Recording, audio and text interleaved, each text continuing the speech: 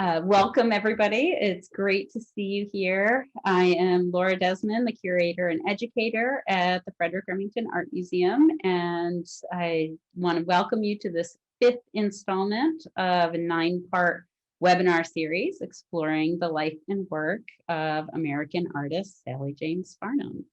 I'm going to go ahead and share my screen, first of all. And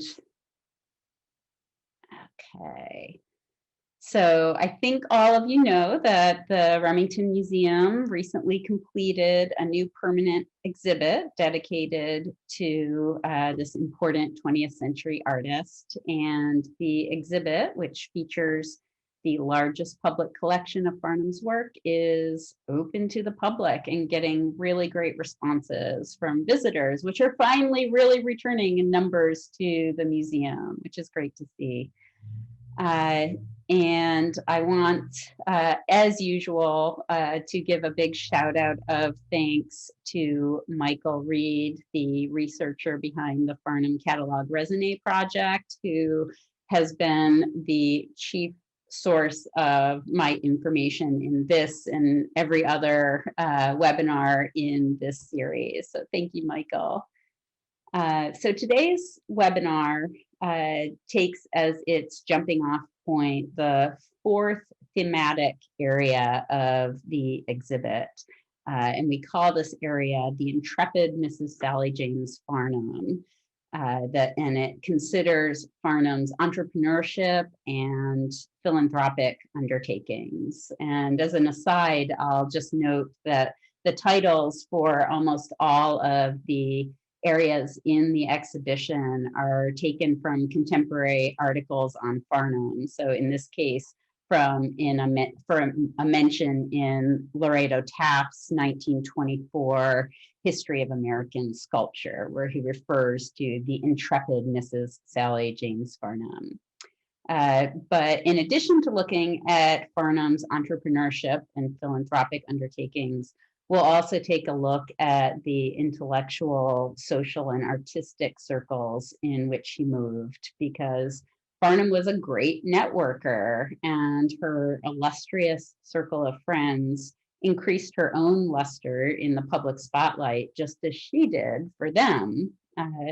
And further, she was an incessant modeler of her friends and family in her own portrait work. And a number of her famed friends became subjects of her exceptional work in portraiture.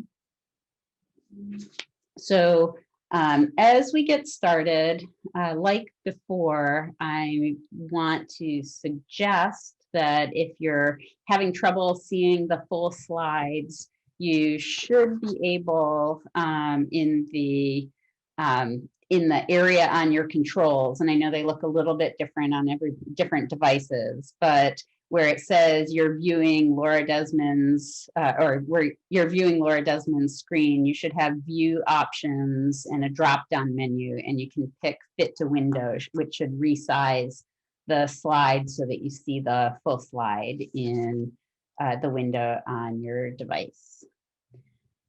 So let's get started here. So here's an installation shot of the thematic area that we're talking about, the Intrepid Mrs. Sally James Farnham.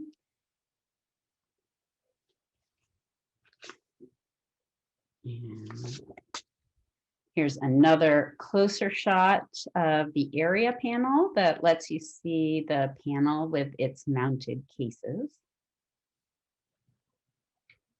And above the case on the right, you can see a quote from Farnham. "Sculpture has fads like music. Right now, elephants are all the rage. Wherever you go in smart New York, you'll find numbers of tiny elephants. They're lots of fun to model." And this quote links to this sculpture, Spring in the Jungle, also known as The Courtship of Two Elephants, a 1921 sculpture. And the quote that links to it I think does a nice job suggesting Farnham's attentiveness to the market and her, of course, responsiveness to it as we see the elephant sculpture. Here's another shot of Spring in the Jungle. And I'll note that artist, collector, and philanthropist Huguette Clark owned a casting of this. She's the subject of the biography from, I don't know, maybe almost 10 years ago, Empty Mansions. And she's the daughter of another Farnham portrait subject, William Andrews Clark. So also just on display in this area is Farnham's 1923 bronze Rain. And Farnham gave a casting of this portrait of a Central Park mounted police officer to the Mounted Police Association, which then turned around and made the sculpture their standard recognition gift, meaning that Farnham received income when the sculpture was cast for a gift. And she was made an honorary member of the Mounted Police Association and was given a badge, which she wore on her frequent rides in Central Park. On display too are a set of medals that we'll talk about each in sequence. We'll go first to what you see on the bottom, a touchable reproduction of Farnham's 1911 Pan American Gold Medal. In 1911, Andrew Carnegie found himself at the center of, quote, an unprecedented event in history, unquote, when he was awarded the Pan American Gold Medal by the 21 nation states that made up the Union of American Republics. The Fourth Pan American Conference passed a unanimous resolution to award the honor, which is also referred to as the Peace Medal or simply the Carnegie Medal, for his work in support of world peace. And so there was a competition to find a sculptor for this medal, and Farnham won the distinction. And thinking ahead, in the September edition of this webinar series, we'll be looking very closely at Farnham's deep engagement with the whole Pan American project. And Sally attended the dedication ceremony in Washington, D.C., as did then President Taft. And this was the first of what would be many medal commissions. And here we have a cartoon of Andrew Carnegie displaying his medal. The original of the medal is on display in the Andrew Carnegie Birthplace Museum in Dunfermline, Scotland, I believe.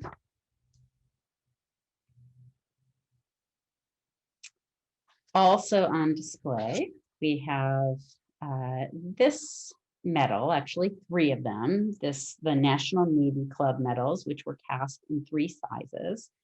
Farnham donated her services to create the medal to raise funds for the National Navy Club's activities for sailors when they came to port in New York City.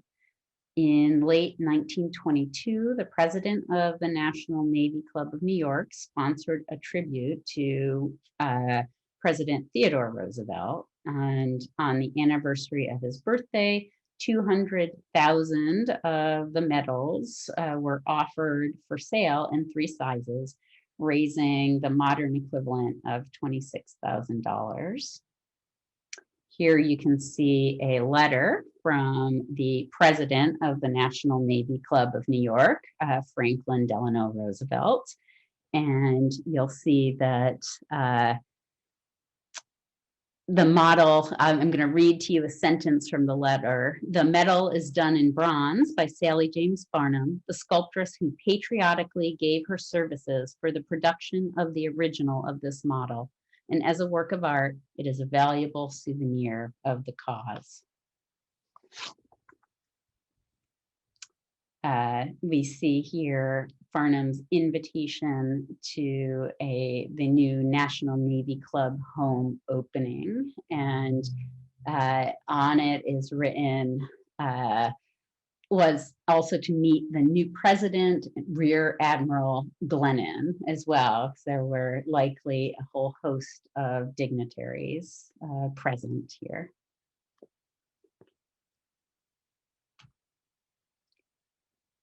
Farnham was commissioned in 1923 to create a gold plaque celebrating 50 years of stage work by American actor John Drew, and a companion medal depicting Drew in the role of Petruchio was presented to guests at a gala event in Drew's honor. And so each of the 350 invited guests at the gala event received the medal. We have only a faded image of the gold plaque, at the location of which is unknown.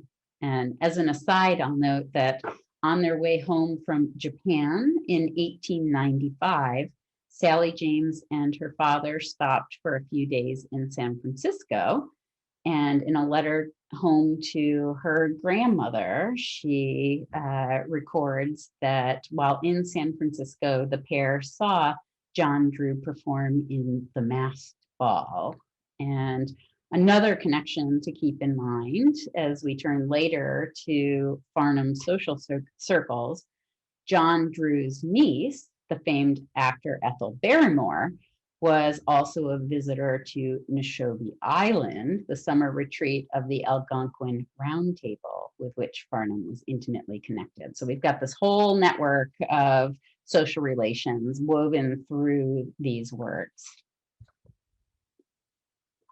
Another medal that is not in the exhibit, I should note, is the Barrett Medal, designed by Farnham. It was first awarded in 1907, and so she designed it with the figure of Mercury and owl for wisdom, and in the background, the rolling green hills of Vermont, because this is the Vermont Academy, which Farnham's friend, the diplomat John Barrett, who was director of the Pan American Union, he was an alum of the Academy. And so he had requested Farnham to design a medal to be given out for academic achievement for students at the Vermont Academy. And it was struck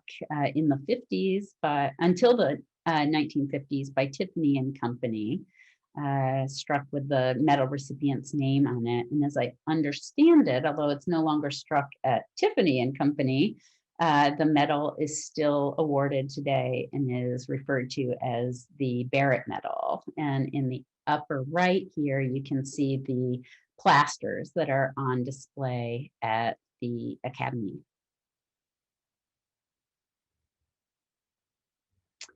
Another medal that has another different personal family connection for Farnham is her Tioga Point Museum medal, and she incorporated into her design for this medal material from the Tioga Point Museum, which this medal is awarded to high school students for achievement in research. And the connection here is that Sally's mother, Sarah Wells Perkins, who would become Sarah Wells Perkins James, was born in Athens, Pennsylvania. And so this medal was created at the request, I understand it, of Farnham's uncle.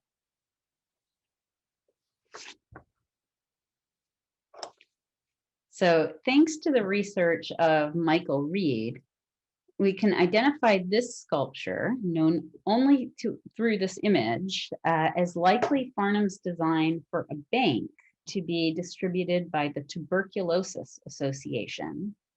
Michael discovered in the autobiography of the American sculptor Walter Hancock an account of Hancock's first commission in 1917, which connects to this image and to a letter in the McMahon family archive. So as Reed recounts, Handy describes his commission as, quote, a model of a small ceramic bank to be created in the form of a seated Chinese god who had been given the name Pendy for the Anti-Tuberculosis Society. While holding his sides with laughter, this god was to inspire awe. And though sitting firmly, he was to be round enough on the bottom to look spankable. Moreover, he was to have a 10-line verse on his back and a slot in his collar into which the owner would drop a penny every day that he got up feeling well. Feeling ill, he would spank the god. The verse began, "Pay Pendy a penny a day while he keeps sickness away." The god was to be mass-produced and widely distributed, end quote. And the commission was offered by a Dr. Lydia Allen de Vilbis. So that information that Michael found in the Hancock autobiography supports an undated letter that's in the McMahon family archive from de Vilbis to Farnham, whom de Vilbis also approached to help find a way to raise funds for the society and in sculpting this bank. It seems that neither Hancock nor Farnham's bank was ever mass produced, but on a typed letter to Farnham regarding the model, we find in Sally's hand a poem to accompany the bank. She's written, "Hi ho for a penny a day, for laughter will ever drive trouble away, selfishness, sickness, and everything sad, so pay me a penny a day to be glad." The panel in this area of the exhibit also features Farnham's 1923 maquette for a doll of celebrity actor Mary Pickford, America's sweetheart, who is internationally famous for playing children's roles in silent films in the 20s. We see here a signed contract between Farnham and Pickford regarding the creation of such a Mary Pickford doll. And we know that in 1923, Farnham traveled to the set of Pickford's film, Rosita, to put finishing touches on the portrait bust that she was commissioned to create for use as a Pickford doll. And in this press clipping, we can see Pickford wearing a costume from the film in the photo. Here was Sally. And I'll say that although Sally and several other sculptors gave it their best shot, the doll never came to be. Apparently, Pickford's mother was unsatisfied with every artist's attempt to capture Mary's persona. But here we can see Farnham's efforts in creating this Mary Pickford doll.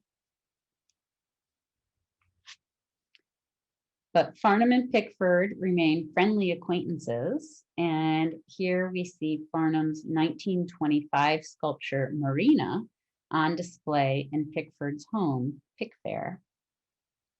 And, I'll note that, it's hard to know exactly when this started in American culture, but this definitely seems to be quite an era of sort of branding oneself, and Mary Pickford was really phenomenal at that. And I think that there's a little bit of that going on in this whole group of social relations who are creating public images of themselves. So this photo from the McMahon family archive shows what may be a pair of bookends modeled after Farnham's 1915 bronze sculpture, The End of the Day. It's not known if they were ever cast, but I do wonder if Farnham was considering entering into the world of functional design. Here we have another set of bookends. Foundry records show that Farnham also cast dog bookends, the location of which is unknown. She certainly did create functional pieces, though they seem to have been given to family members, but it's just interesting to think about whether she was considering branching out in her sculpture work that way. We do know that in the mid to late 1920s, Farnham designed and had cast several sculptural radiator caps. At least one featured her centaur, which we'll see next. But this image of Hermes or Mercury is likely another, because if you look, you can see that his foot is resting on a little car tire there, or that's what it seems to me to be. And here's her centaur, which Farnham modeled in a number of different sizes, including the one intended as a radiator cap.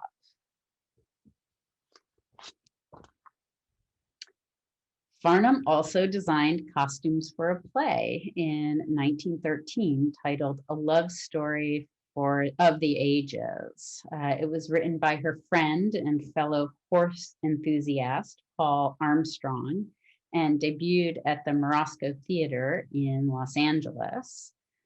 In the review here on the right, Farnham is miscredited as Sally Young Farnham, and Farnham is misspelled, but it notes the setting is beautiful and as historically accurate as the costuming, paying tribute to the artistry of John Collette and Sally Young Farnham.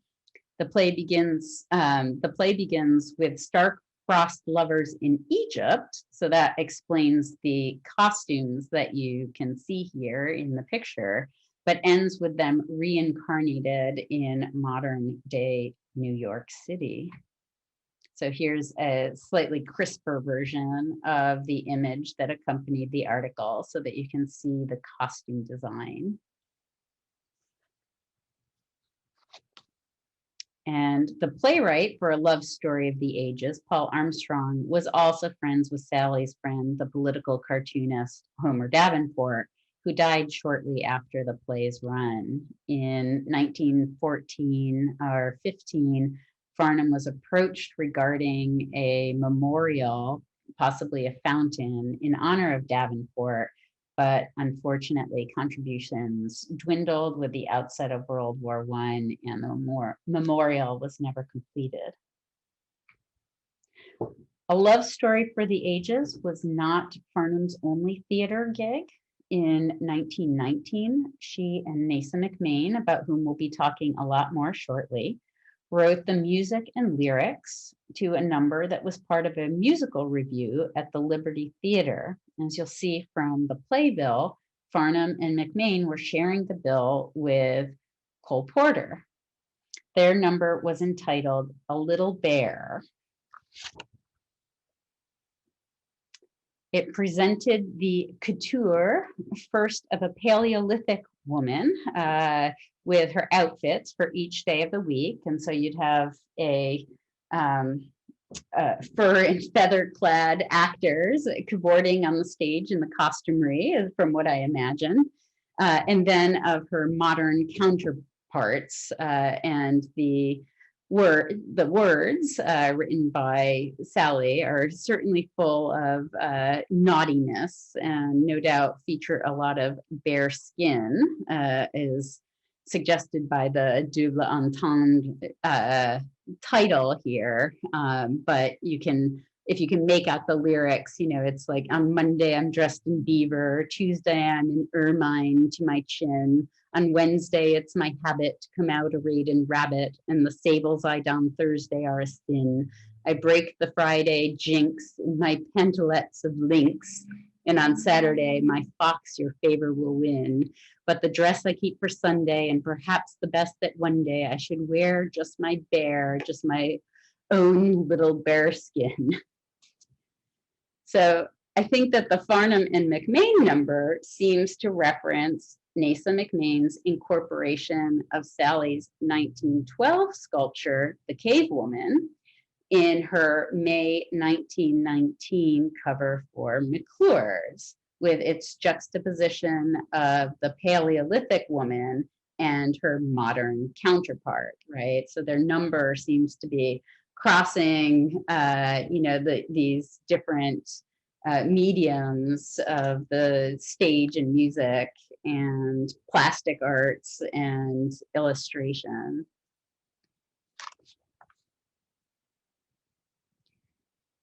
Nasa McMain was involved too in another unexpected area of Farnham's creative output, shoe design.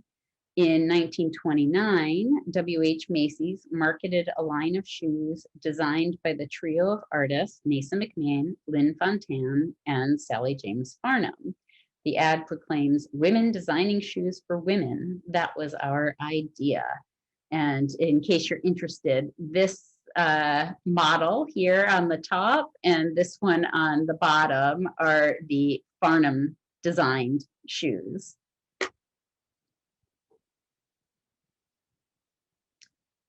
So Farnham was personally and professionally linked for over a decade to the famed American illustrator and portraitist Nasa McMain. McMain illustrated magazine covers, advertisements, and magazine articles for national publications like McClure's, McCall's, the Saturday Evening Post, and Collier's, and painted the portraits of presidents, actors, and writers. Farnham and McMain were studio neighbors at 57 West 57th Street in New York City, but they were also close friends. They frequently worked together in capturing portraits, including those of Herbert Hoover, Warren Harding, Mary Pickford, Lynn Fontanne, and countless other friends. Many members of the Algonquin Roundtable would visit McMain's studio on an almost daily basis, and they were just as likely to wander over to Sally's place to see what she was up to. Dorothy Parker also lived at 57 West 57th Street. Nasa's husband, John Bergwanoff, recounts in his diary that it was at a dinner party at Sally's studio that was responsible for getting to know Nasa. And at that party, he recounts, crepe Suzettes were served for dessert, and Sally's pet monkey draped one of the crepes over its shoulders and sat comfortably for the rest of the evening.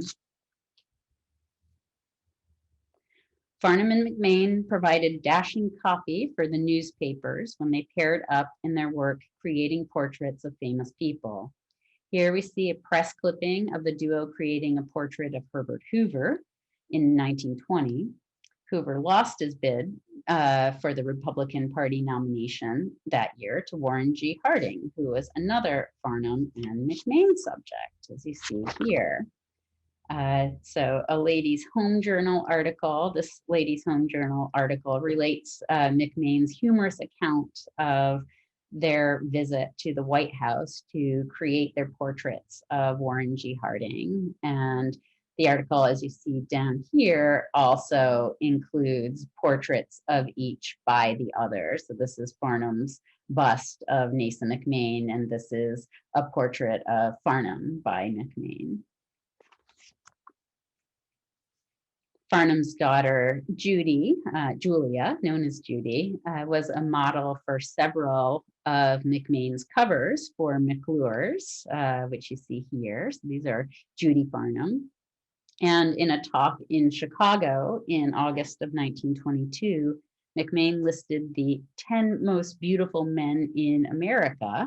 It was headlined as NASA Picks 10 Sweeties, a list that included Farnham's son, Johnny, along with a who's who of Algonquin Roundtable members and noted newspaper Broadway men of the day, whom Sally Farnham also counted as close friends. And when presenting her 10 sweeties, McMain referred to Farnham as one of her best friends. So now we're back in the exhibit, as you can see here. And I just will share that I want to give a little bit more background on this whole really exciting intellectual and artistic milieu in which Farnham was deeply embedded, especially in the 20s. Her circle of friends and acquaintances reads like a who's who of the artistic and intellectual elite of the day. There were writers and actors and dancers and critics and pundits and artists of every variety passing in and out of the studio spaces at 57 West 57th Street. Basically, Nasa McMain's studio was referred to by many of these figures as the sort of salon of New York of the day, and certainly for the members of the Algonquin Round Table. So besides offering amusement and intellectual stimulation and artistic inspiration, the social circle also provided patrons and models. Farnham would model not just Nasa McMain, but also Irene Castle, Ralph Barton, Lynn Fontanne, Yasha Heifetz, and Enos Booth, among others. I want to share with you an excerpt from Alexander Woolcock's 1924 collection of writings, Enchanted Isles, just to give you a sense of the scene. Quote, "Over at the piano, Yasha Heifetz and Arthur Samuels may be trying to find what four hands can do in the syncopation of a composition never thus desecrated before. Irving Berlin is encouraging them. Squatted uncomfortably around an ottoman, Franklin P. Adams, Mark Connolly, and Dorothy Parker will be playing cold hands to see who will buy the dinner that evening. At the bookshelf, Robert C. Benchley and Edna Ferber are amusing themselves vastly by thoughtfully autographing her set of Mark Twain for her. In the corner, some bedecked dowager from a statelier milieu is taking it all in, immensely diverted. Chaplin or Shalyapin, Alistair Miller or Wild Bill Donovan, Father Duffy or Mary Pickford, any of all of them may be there." And I'll note too that Franklin P. Adams' Diary of Our Own Samuel Pepys, which is a sort of model of brainy, witty, metropolitan sophistication, has loads of references to knocking about New York City with Farnham, part of the gang. So Farnham was really very much a part of this group, but her role in the Algonquin Round Table has been largely forgotten.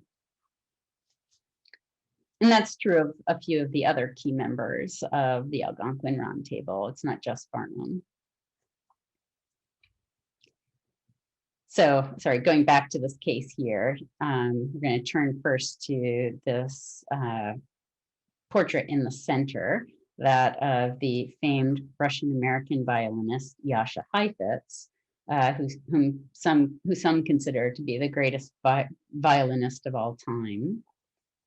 And I love this portrait. I think it is just so striking. It's sublimely beautiful. It gives like just this sense of refinement. It's incredible. Here's a couple of other photos of the portrait. And so Farnham was a friend of Heifetz. There were 3 castings of this sculpture. Heifetz's own copy was given to the Dorothy Chandler Pavilion, and another, of course, is here at the Remington Museum, and the third is still unaccounted for. And you can just make out in the background the portrait in this photo of Heifetz rehearsing. Farnham created at least 3 portraits of her friend, the famed British stage actor Lynn Fontanne. The model pictured in the center photo here, you can see has a different base than the one that we find in the exhibit in the museum. And that over here in the upper right seems to have been a mask type portrait in the manner of Farnham's portrait of Heifetz. And foundry records indicate that this one was cast in aluminum, but its whereabouts today are unknown.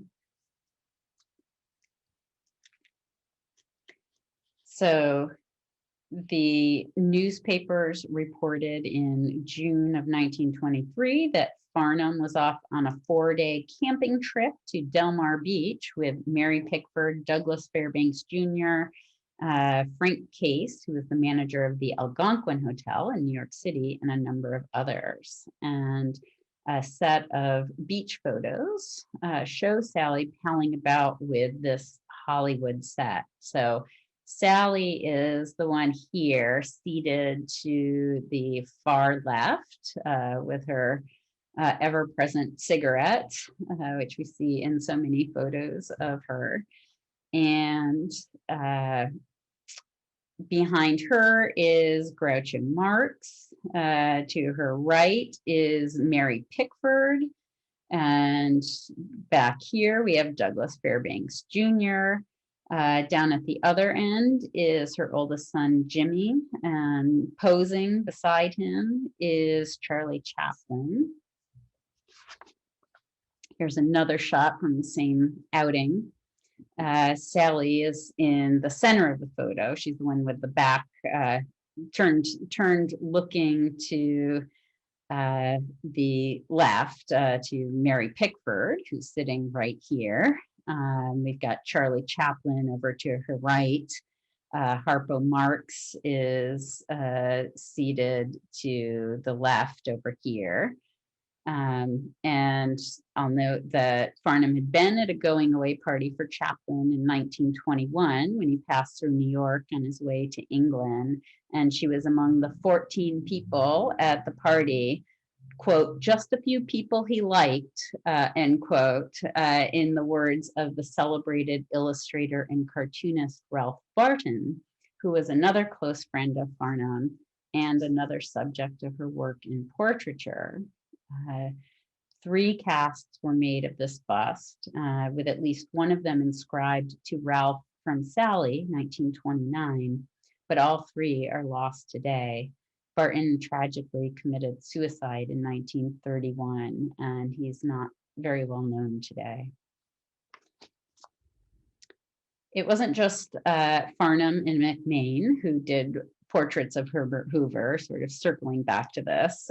From the press accounts on May 23rd, 1920, Farnham and a number of illustrator friends residing in the studios at 57 West 57th Street, which you can see in this little press clipping, made Hoover nervous, took the presumptive Republican nominee on as a subject. And Herbert is recounted sneaking into the building and reluctantly posing for the artists. And papers nationwide ran McMain's and Dorothy Parker's accounts of the event. And of course, the images that we saw of McMain's and Farnham's work. This promotional brochure advertising the Hotel des Artistes, which would be Farnham's home for the last 18 years of her life after she had to move out of the 57 West 57th Street spaces when it was torn down. But anyway, you can see in this brochure, courtesy of the research files of George McFarlane, that Farnham is listed among the prominent people who've made this building their home. And of course, you can see also McMain, Noel Coward, Alex Woolcott, and other members of the crowd from the 57th West 57th Street studios. Farnham's credited with introducing another friend, the famed critic and wit Alexander Woolcott, to Neshobe Island. Neshobe is often referred to as the summer home of the Algonquin Round Table. It served as a retreat for the intellectual and artistic elite during the 20s and 30s. It belonged to Farnham's dear friend and lawyer, Enos Booth. And so the arrangement was made for Woolcott to purchase a part of the island and set up what would become the famed Neshobe Island retreat. There could be only 10 members at a time, and memberships could be bought and sold. And here we see Farnham's Neshobe Island stock certificate. And here we see her portrait of Enos Booth. And I'll just note incidentally that it's one of only 2 sculptures I know of that Sally signed Sally James rather than Sally James Farnham or SJF. Another close Farnham friend, the celebrated dancer Irene Castle, posed for this work, Feather Dancer. And in 1922, Castle commissioned Farnham to enlarge her 1915 studio work, The End of the Day, in marble for her husband's grave in Woodlawn Cemetery in the Bronx. And by the early 50s, the original marble had become discolored. So Castle had the bronze replacement on the right cast, and the original marble is in the collection of Brook Green Gardens in Murrells Inlet, South Carolina. And Castle's also connected to the final Farnham work that I'll present today, her 1931 plaques for Castle's animal shelter, Orphans of the Storm, in Deerfield, Illinois.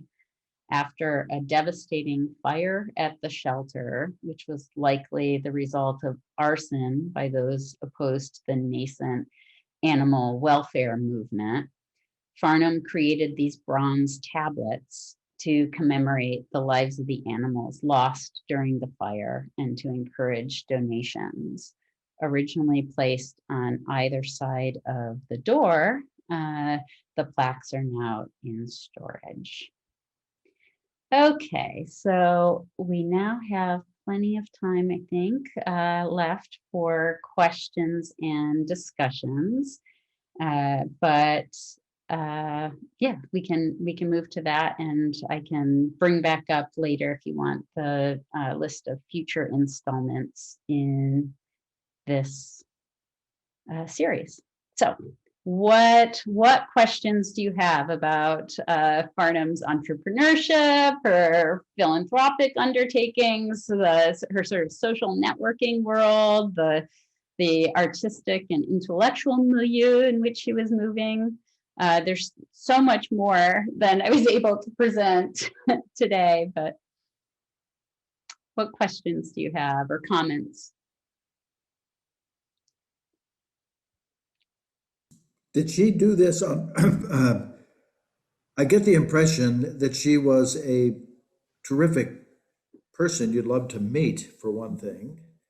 And secondly, that she pursued her work in all kinds of circumstances. But I think today of some famous female public figures, and they are really big self promoters. Did she do this to promote herself, or was this a byproduct of her gregarious personality, just hanging out with these people? And It's an excellent question. I mean, I think I was kind of gesturing to that before. I mean, I do think that there's some extent to which she was naturally inclined toward that sort of captivating personality. And she was stunningly beautiful. She was witty, charming, right? So I think it was easy to become captivated with her. But I think that some of those instances that we saw today definitely indicate an awareness of wanting to make the most of an opportunity when you're in the public spotlight to generate more audience. Like, I think that the little musical review number that she and NASA did together that sort of worked with NASA's McClure's cover that was referencing Sally's photo, right, is a great example of how they could take their already existing fame and capitalize on it and, sort of increase it by partnering with one another so that they could each sort of magnify the celebrity of one another. So I guess I would say I think it's a little bit of both. I think that that she was not going to let an opportunity pass by to get some publicity. I don't know if that's a satisfying answer, but I think both. Andy Warhol, I mean, I think she seems more wholesome than, I don't know Andy Warhol from a pile of bananas, but I saw the movie I Shot Andy Warhol. Andy Yeah. Warhol, how to pronounce his name. And she seemed like a good North Country, wholesome person who made it big in the big cities, sort of like Fred, you know? Well, I think that she had much earlier um, city sophistication than Fred ever did, though, because she was, her dad had New York City residence and work even when she was a girl, and so she, I think, had experience even as a younger person and sort of being after her mother's passing, sort of being a lady of the house and learning to be a good hostess for more elite social circles than I think we saw in Fred's case, where really, Fred's family was sort of upstanding and higher class North Country, but I don't think had the urban sophistication as well that that the James family had from the time that Sally was younger, and she had these opportunities for international travel that Remington didn't have as a young person. So I think she already had this high level of sophistication. And then, she married into, a pretty Tony Long Island set. So I think that also put her in social circles that were very wealthy and elevated, and which also provided her early wealthy patrons and connections to a network of potential patrons. So in that way, I think that she and Remington are quite different from one another in their social training and sophistication.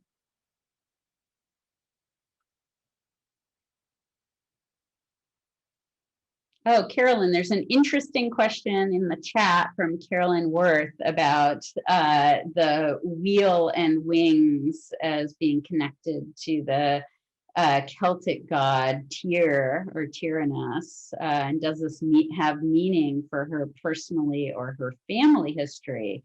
No, I have never encountered such a connection. That's an interesting question. As I always do, shout out to Michael Reed. I don't know if you have ever seen such a connection, Michael.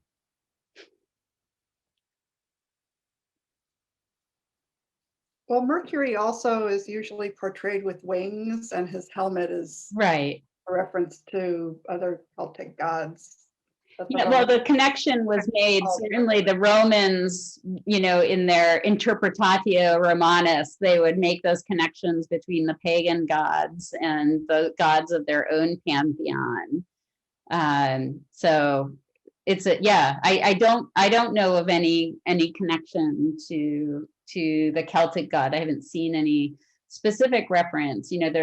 There's like one interesting maquette for a fountain that was never made that seems to have a sort of Viking, Anglo-Saxon, Viking sort of theme, but that's the only sort of connection to that pantheon that I can think of in Farnham's work. But it's a good question. It would be, because that one, it seems like an outlier to me, but maybe it's not. If you're right in making that connection to the Celtic tradition.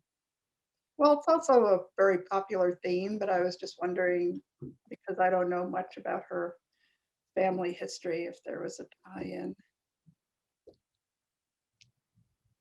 I don't have one, but I will see what I can discover. I'm curious to know if you were as surprised as I am to find out how multi-talented she was beyond sculpture. I mean, designing shoes, writing poetry. Yeah, I was.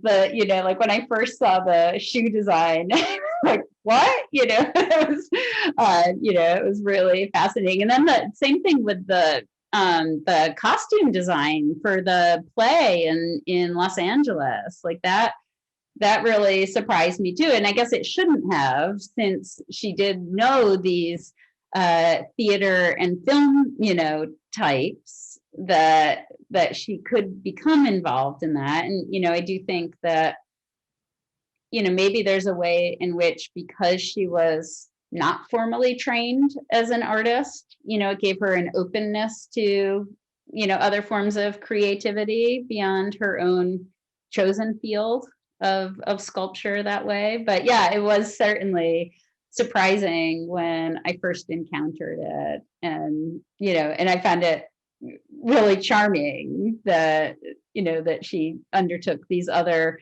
what seemed like fun projects, When she was hanging out with the who's who of the time, Yeah. divorced by then? Yes. I mean, if we're talking about the 20s, Yes. in those Algonquin round table years, yeah, she was already divorced.